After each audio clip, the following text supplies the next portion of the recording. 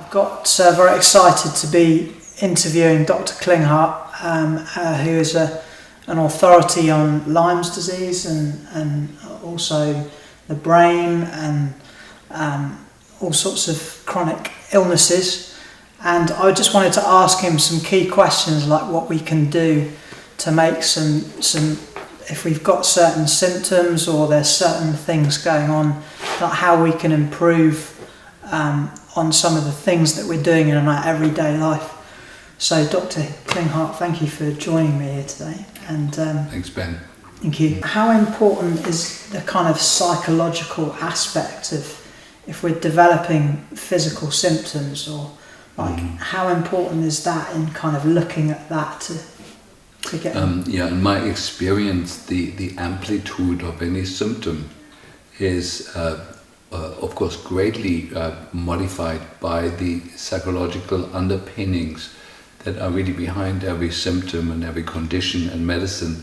The reason that's overlooked is that modern psychology, as it's taught in the universities, is quite ineffective in actually getting to the depth of the psychological causes of chronic illness and chronic symptoms. And so we developed a set of tools to get deep into the psychology of the patient. That means tools that can get into the early childhood development, the time in the womb, the time around birth, or even at the time of conception or beyond.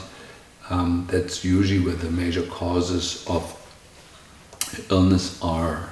In medicine, there is no context for that in terms of epimutations, epigenetic changes that put in motion. For example, if a grandfather has been traumatized in a war, that leads to changes how his genes are transcribed, and that's passed on to his children and to the grandchildren, and then the grandchildren may get high blood pressure, diabetes, chronic fatigue based on that. And so you need a psychological method that can actually track back to their grandfather. So we developed that. It's called APN, Applied Psychoneurobiology. And with that tool we have discovered that especially there's no symptom that cannot be improved or gotten rid of with finding the underlying psycho-emotional, spiritual issues. Maybe last thing I like to say, whenever an illness looks physical, like diabetes, blood pressure, insomnia, chronic fatigue, chronic pain, usually most of it is caused by psychological issues that are unresolved. If an illness looks psychological, like somebody has manic behavior or chronic depression or schizophrenia or anorexia, usually the causes of those illnesses are purely physical. The zinc deficiency, toxicity in the brain, chronic infections, and so on and so forth.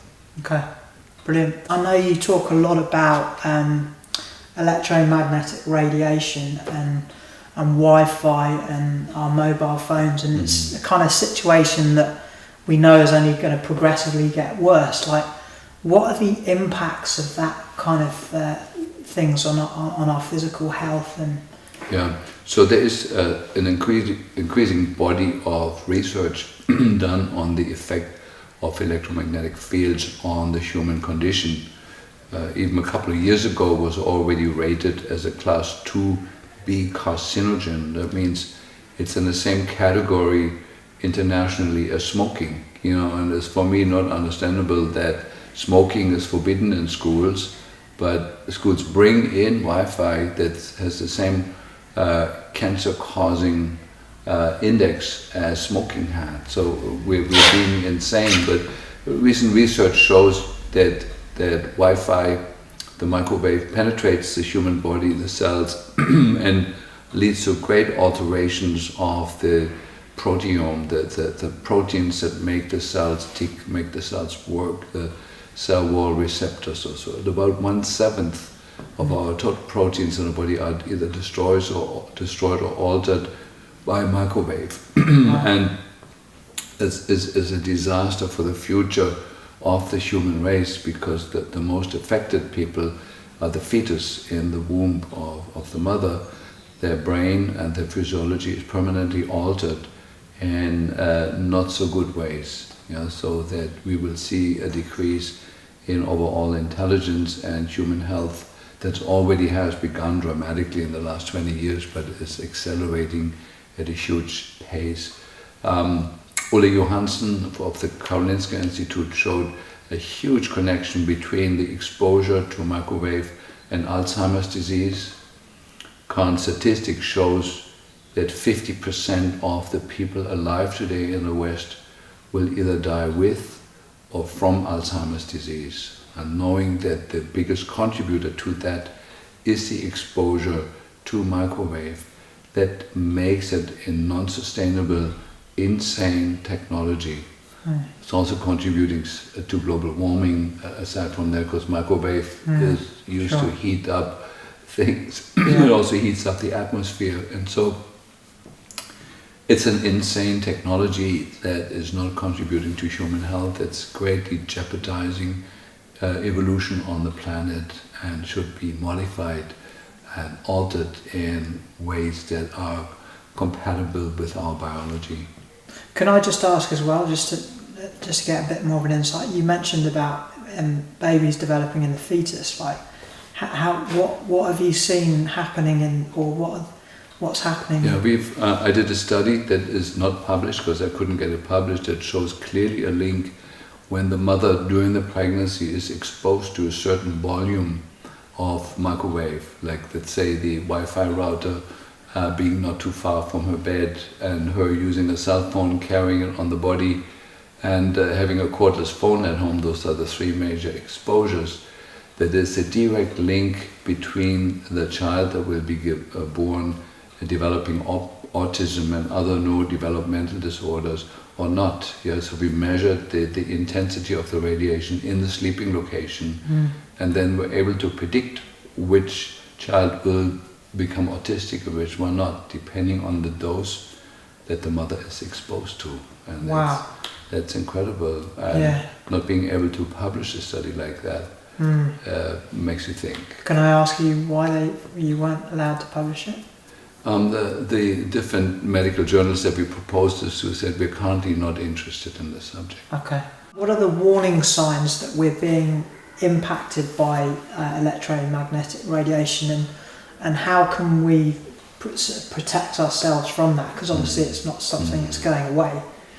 Well, the earliest warning sign for exposure to microwave, one is the short-term memory loss, that the quality of one's memory goes down. There's some funny signs, the transposition of letters when people are exposed to microwave and they're writing on the computer. They put the third letter before the second letter, so the transposition of there's little signs. I do that all the time. That is a sign of the inflammatory changes in certain parts of the brain.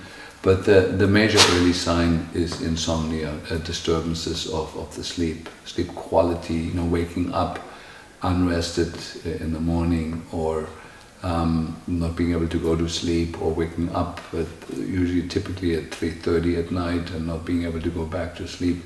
Those are the more severe early signs, and then things go downhill from there. But microwave, the way it's applied right now in the cell phone industry, can virtually worsen or cause any symptom known in the human condition. So what do we do about this? Like, this is quite a big topic. How do we protect ourselves? So because of the huge amount of money involved and money gained in this industry, it's now estimated to be 5 times stronger financially than the pharmaceutical industry. And so basically every medical journal, every newspaper is dependent on monies that come from this industry. Every politician is dependent on monies that come from this industry. So there's no more political will to change anything. So we have to for now live with this until things get much worse. And the intelligent individuals, the best protection is first of all, to protect your home and your work location. And the best protection in the home, first of all, ideally there should be no Wi-Fi in the home. Now, it's very difficult right now. If you want to have internet, if you wanted to have a certain speed, you need a Wi-Fi router there, but the router should be wrapped in radio protective material that the radiation is not going out, and you should only use a wired connection in the home. That's number one. Same at the workplace. You can protect the home from the incoming microwave from the nearby cell phone towers with a particular wall pane that's called Swiss shield, and curtains that deflect the microwave and minimize the microwave that comes inside the house. That's best. Short of that, you can use what we call a sleep sanctuary. It's like a silver-coated mosquito net you drape over the bed that greatly reduces the radiation, at least while you're sleeping. That's one thing. Then there is radioprotective clothing, which I wear and everybody should wear, to minimize the amount of radiation that your body takes up every day. And then there is internal protection. There's certain herbs and natural products that have been shown to greatly stabilize the system against the incoming microwave. One is the herb rosemary, but also propolis from bees is to a large degree radioprotective. We have a product in a company called Key Science called Ray Wave that combines 3 of these products together, and all of us are on that. That's sort of like a short list. There is a much longer list. There is an Institute of Building Biology in Germany that's a leader and forerunner of how to protect a home. Okay, I mentioned you said about sort of protecting your head as well. Is there something? Yes. Like of course, the brain is one of the more precious things that we all have, and so there is different types of headwear that also can look quite good to protect the brain specifically. Quite futuristic. But the more body area is protected, the less damage. Sure, brilliant. Okay, thank you. If someone's stuck with a physical symptom and they've kind of gone down all the traditional routes that people know about, and they haven't got results, or they haven't seen results, like where's the next place to look? Like where should they be looking? Yeah, so first of all, we call these illnesses now chronic complex illness. They're becoming much more common, and usually when we interview patients that have seen a long list of practitioners, we find out that most of the patients have exhausted the physical level. They tried medical drugs, they tried vitamins, amino acids, minerals, and it hasn't worked, and then we need to look one level higher, which is usually the electromagnetic exposures. So we ask people carefully how much exposure they have at night and during the daytime to electromagnetic fields. I often make house calls myself still to go to people's homes and measure the microwave influence from the cell phone radiation, and often it's absolutely catastrophic what we find. And there's no way a patient's physical symptom can heal when the patient is exposed to an excessive amount of microwave, because it's inflammatory, it blocks your enzymes, your metabolic enzymes, it blocks your hormone production, it blocks your neurotransmitters. It's a disaster. And if that's not enough, then we go up one higher level, and then we look at the psychology of the patient, traumata, unresolved conflicts, family of origin issues, and bring some healing to that. And that usually is enough to turn most chronic illnesses back around. What are kind of 3 things that we can do to kind of like just make improvements to our brain function and just have better results in everyday life? Yeah, so there's actually some statistics that shows that the IQ, the average IQ of men entering college has decreased by 20 to 25 points in the last 25 years. So it's about 1 point every year. Yeah. And with women it's a slightly less decline, but overall human intelligence is at a huge rate of incline because of the brain damage caused by electromagnetic fields by environmental toxins, by the particulate matter inhaled, largely from the persistent contrails, the spraying of the skies with aluminum, nanoparticles of aluminum and barium. We're inhaling that, and all that ends up in the brain. We added to that the mercury and aluminum from the vaccines. Much of that ends up in the brain. So our brain is the end point and target of a lot of toxins, but that alone the body could handle. But it's the microwave that opens the blood-brain barrier. Every time you make a phone call on the cell phone, your blood-brain barrier opens, and toxins that are circulating through the blood that otherwise would not enter the brain are entering the brain now. And of course, pretty much everybody that I know is using cell phones, and pretty much everybody who's using a cell phone, their brain is going down. And so it is really the future of the human brain depends on that we understanding that, and that we learn that the industry is changing the way we don't want to get rid of the smartphones, but we want to use frequency ranges that are not destroying our brain, which is not even studied. There's not a single study going on where those ranges would be. We know that they exist, but nobody's looking. There's no public interest yet. There's no finances liberated to look there.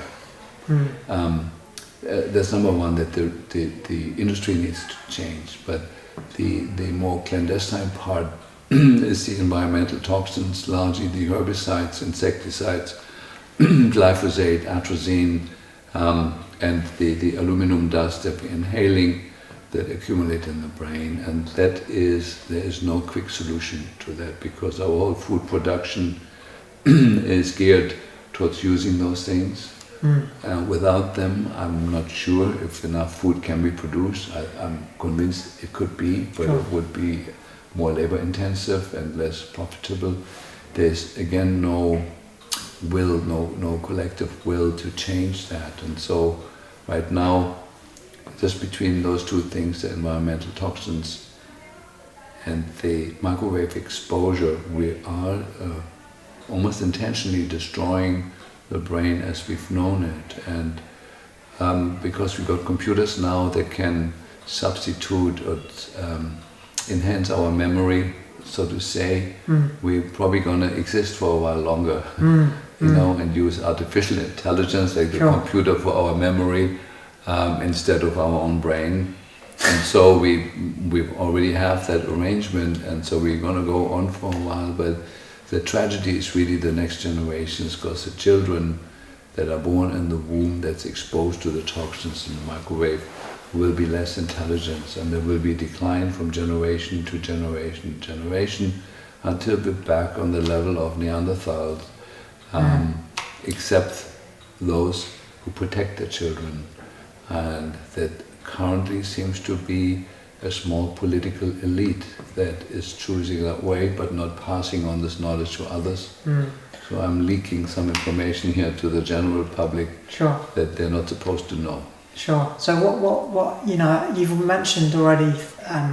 One thing like we can do to protect ourselves against electromagnetic radiation. You mentioned about the food supply. Like, what are the best things that we can do? So obviously, like ultimately, we go and live in Portugal and grow our own organic vegetables. But for people maybe living in the city or something like that. Yeah, I mean, fortunately, in the West now we have available either organic food or even biodynamically grown food, as we have here in the south of England. That is an absolute must to reduce the daily intake of herbicides and farming chemicals. By the way, the incidence of autism is 4 times higher in farming communities than in inner cities. Wow. So the farming, the average farmer now is really a chemist. Yes. Walking through a chemical mist every morning. Wow. When they go through the fields. And so the rule number 1, organic food. Rule number 2, the drinking water needs to be carefully filtered with a good filtering system that takes out fluoride, chlorine, all the hormone residues and residues of other of heavy metals, aluminum and other things that are in the water. So can you recommend one? yeah, I use the Berkey filter system. It's a standalone filter. We pour water in and filters through very powerful filters that not just using carbon but also colloidal silver and other elements. Yes. And I like this filter because it does not use electricity. The last thing is to avoid under any circumstances as much as possible the use of pharmaceutical drugs. Most of them leave drug residues in the system that contribute to the overall toxicity. And so I recommend to you the wise use of herbal preparations that are not things that are not prepared in a pharmaceutical place but are prepared by God on a field. You know? And I work very closely with a company that provides pretty much for every illness, every aspect, every symptom, herbal products. It's called Key Science. And one of the key things that we use for every patient is an ionic foot bath. You know, it's a principle that was invented by a physicist in the US that stimulates the autonomic nervous system part that controls the kidney, the liver and the small intestine, and hugely increases the secretion of toxins into the stool, into the urine, and it's a fantastic simple tool of our time, you know, that helps people.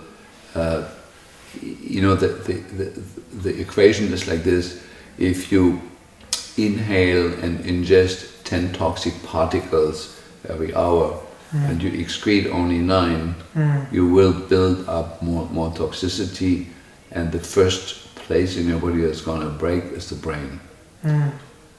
If you manage to change the equation, that you inhaling, ingesting 10 particles of a toxin every hour, but you're excreting 11 or 12 or 13, you're going to get healthier and healthier. And that's sort of our intent with the work that I do, and that's working very well.